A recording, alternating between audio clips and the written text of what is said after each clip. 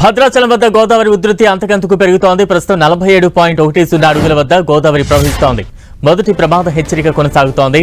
48 అడుగులు దాటితే అధికారులు రెండో ప్రమాద హెచ్చరిక జారీ చేయనున్నారు.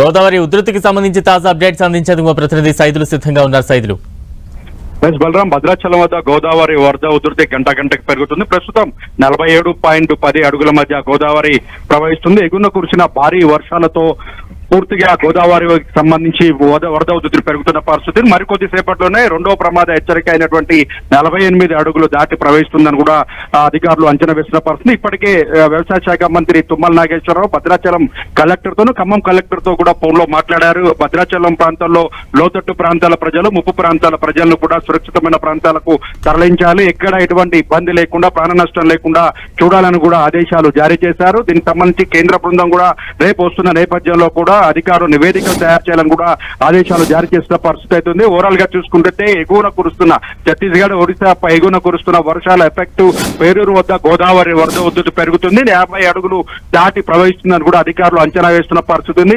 ఇప్పటి వరకు చూసుకున్నట్లయితే లోతట్టు ప్రాంతాల ప్రజలు కూడా ఎటువంటి ఇబ్బంది లేకపోయినప్పటికీ కూడా ముందస్తుగా సురక్షిత ప్రాంతాలకు తరలి వెళ్లాలని కూడా ఆదేశాలు జారీ చేసిన పరిస్థితి ఉంది. అదేవిధంగా రహదారులకు సంబంధించిన లింకు రహదారులు ఏవైతున్నాయో గ్రామీణ ప్రాంతాల్లో ఏజెన్సీలో ఉన్నటువంటి అటవీ ప్రాంతాల్లో కూడా చాలా జాగ్రత్తలు తీసుకోవాలని, ఎక్కడ ప్రాణ నష్టం లేకుండా ఉండాలని కూడా ఆదేశాలు జారీ చేశారు. ఎన్డీఆర్ఎఫ్ బృందాలు కావచ్చు, గజీతాలను కూడా అందుబాటులో ఉంచాలని ఇప్పటికే కలెక్టర్ పాటిల్ కూడా ఆదేశాలు జారీ చేసిన పరిస్థితి. ఆయన కూడా ఇప్పుడు భద్రాచలం గోదావరి పరివాహ ప్రాంతాల్లో కూడా పర్యటిస్తున్న పరిస్థితి అయితే ఉంది. బలరాం, సైదులు అంటే ప్రస్తుతం వరద ఉధృతి కొనసాగుతోంది. మరింత వాటర్ పైనుండి వచ్చే అవకాశాలు ఉన్నాయా? అధికారులు ఏం చెప్తూ ఉన్నారు?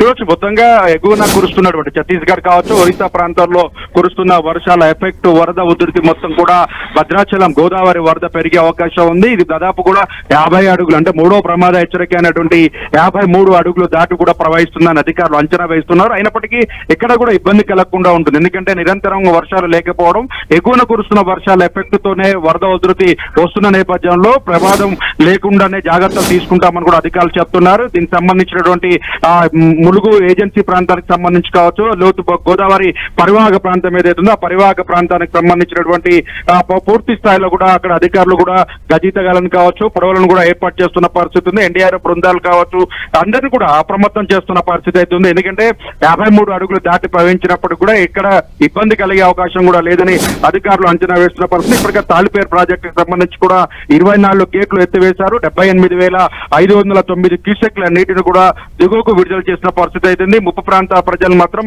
అలర్ట్ చేస్తున్న పరిస్థితి అయితే ఉంది. బలరాం.